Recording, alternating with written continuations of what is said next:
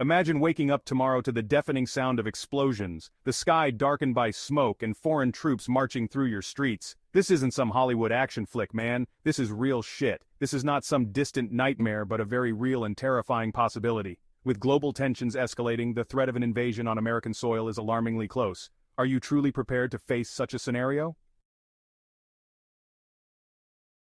Alright folks, first things first. We gotta talk about securing your home. It's not just about feeling safe, it's about being safe. Your home is your sanctuary, and you need to treat it as such. Think of it like this: your house is your first line of defense, your own personal Alamo. You wouldn't leave the Alamo unguarded, would you? Of course not. So let's get into the nitty-gritty of home fortification. We're talking full-on fortification mode here. This isn't just about locking your doors at night. It's about creating a fortress that can withstand any attempt to breach it. Imagine your home as a castle, and you are the king or queen defending it. Reinforce those doors and windows like your life depends on it, because it might. Use materials that are strong and durable. Steel doors, reinforced glass, and heavy-duty frames are your best friends here. Heavy-duty locks, barricades, the whole 9 yards. Don't skimp on quality. A cheap lock can be easily picked or broken. Invest in deadbolts, smart locks, and even door jammers for that extra layer of security. And don't forget about a top-notch security system. This is your eyes and ears when you're not around. A good security system can alert you to any suspicious activity and even deter criminals from attempting to break in. Cameras, alarms, motion detectors, you name it. Place cameras at all entry points and make sure they cover blind spots. Alarms should be loud enough to alert you and your neighbors. Motion detectors can catch any movement around your property. You want eyes everywhere so you can see those bastards coming from a mile away. The more surveillance you have, the better. It's not about being paranoid, it's about being prepared. This is about being proactive, about taking control of your safety net. Don't wait for something bad to happen before you take action. Be ahead of the game. Regularly check and maintain your security measures. Remember, in a situation like this, every second counts. Have a plan in place for emergencies. Know your escape routes, have a safe room, and make sure everyone in the household knows what to do. Quick reaction can make all the difference. Now, let's talk supplies. You gotta be ready to hunker down for a while because who knows how long this thing could last. We're talking at least 3 weeks worth of food, water, and medical supplies. Don't skimp on the essentials, man. Canned goods, rice, beans, protein bars, anything that's got a long shelf life. And water, man, water is life. Stock up on gallons of the good stuff. And don't forget about water purification tablets and a portable water filter. You never know what kind of nasty stuff might be floating around in the water supply. Alright, so you've got your fortress and your supplies, but what about communication? You gotta be able to stay connected with your people when the cell towers go dark. We're talking old school tech here, folks. Hand crank radios, solar powered radios, walkie-talkies. Get yourself a few different options just in case one of them goes down.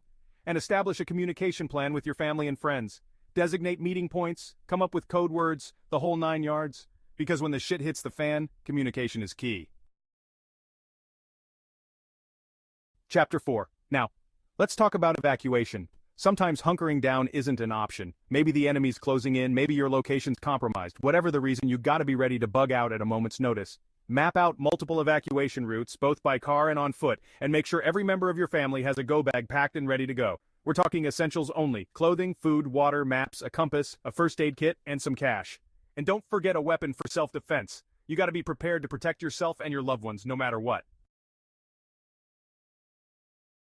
Chapter 5. Now let's talk about the safe room. This is your inner sanctum, your last line of defense if everything else goes sideways. Choose a room in the center of your home, away from windows, and reinforce the walls. Make it as impenetrable as possible.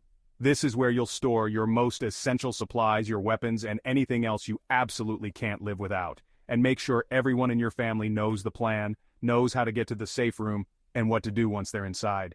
Because when the bullets start flying, you need to be able to move quickly and decisively. Chapter 6. Look, I'm not advocating violence here, but we gotta be realistic. If an enemy force invades our country, things are gonna get ugly. You need to be prepared to defend yourself and your loved ones by any means necessary. So consider taking some self-defense classes. Learn how to handle a firearm safely and effectively. Familiarize yourself with other non-lethal options like pepper spray and stun guns. And most importantly, have a plan. Know what you're going to do if someone breaks into your home, if you're confronted on the street, if you're forced to fight for your life. Because in a situation like this, hesitation can get you killed. Think about it. In a high-stress situation, your body and mind need to be in sync. Training helps you react instinctively without wasting precious seconds. Get your family involved too. Practice emergency drills together. Invest in a good home security system. It can be a deterrent and give you precious time to react. Join or start a neighborhood watch. Community vigilance can be a powerful tool. Don't forget first aid training. Knowing how to treat injuries can save lives. Stock up on emergency supplies, food, water, medical kits, and other essentials. Have a communication plan. Know how to reach each other if phone lines are down. Familiarize yourself with evacuation routes.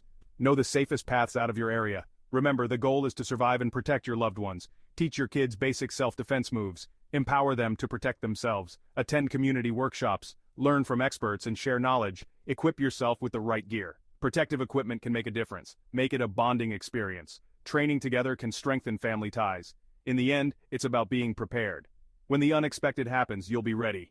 And that peace of mind is priceless. Stay safe, stay prepared. Alright, let's talk about finances, because when the world goes to hell in a handbasket, money is going to be the last thing on anyone's mind. Except yours, that is. You need to be prepared for a complete financial meltdown. Banks could close, ATMs could run dry, your credit cards could become worthless pieces of plastic. So, what do? You diversify, man. Keep enough cash on hand to cover essential expenses for a few months. But don't stop there. Invest in precious metals like gold and silver. These are tangible assets that will hold their value even when the dollar collapses. Chapter 8. Now let's talk about long-term survival. Because this invasion, this isn't some short-term crisis, folks. This could be the real deal. The world as we know it could come crashing down around us, so you need to be prepared to live off the land, to become self-sufficient. Start a garden. Learn how to grow your own food. Master basic survival skills like foraging, hunting, and purifying water. These are the skills that kept our ancestors alive for centuries, and they might be the skills that keep us alive in the future. Chapter 9. Look, we're all human, we're social creatures, we're not meant to go through something like this alone, so reach out to your neighbors, your friends, your family, form alliances with people you trust, establish roles within your community for things like security, medical supplies, first aid, and communication, because there's strength in numbers, there's safety in community, and when the shit hits the fan, we're gonna need each other more than ever. Chapter 10. Now I've thrown a lot of information at you today. We've covered a wide range of topics from strategic planning to crisis management, and I understand that it can feel like a lot to take in all at once, and I know it can be overwhelming. It's natural to feel a bit lost or stressed when you're bombarded with so much new information and unexpected challenges. But the most important thing is to stay calm, to stay focused, and to be adaptable. When you're faced with sudden changes or crises, your ability to remain composed and think clearly is crucial. Because no matter how well you plan, no matter how prepared you are, shit happens. Life is unpredictable, and even the best laid plans can go awry. The enemy might do something unexpected. In business, this could be a competitor launching a surprise product or a sudden market shift. The weather might turn sour.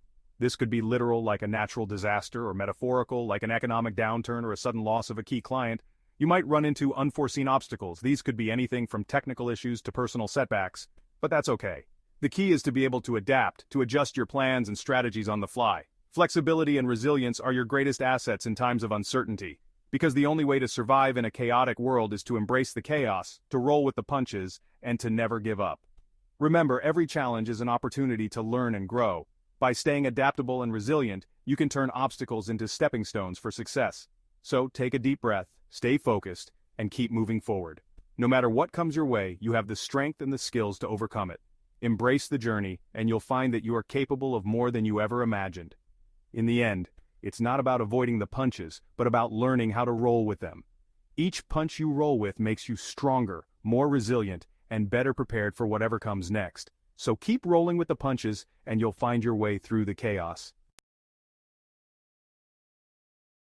Outro. Look, I'm not trying to scare you. I'm trying to prepare you, because the threat is real, and the time to prepare is now. Take these warnings to heart and begin your journey towards self-sufficiency. The more prepared we are as individuals, the stronger we will be as a nation in the face of impending disaster. Stay vigilant, stay prepared, and stay free.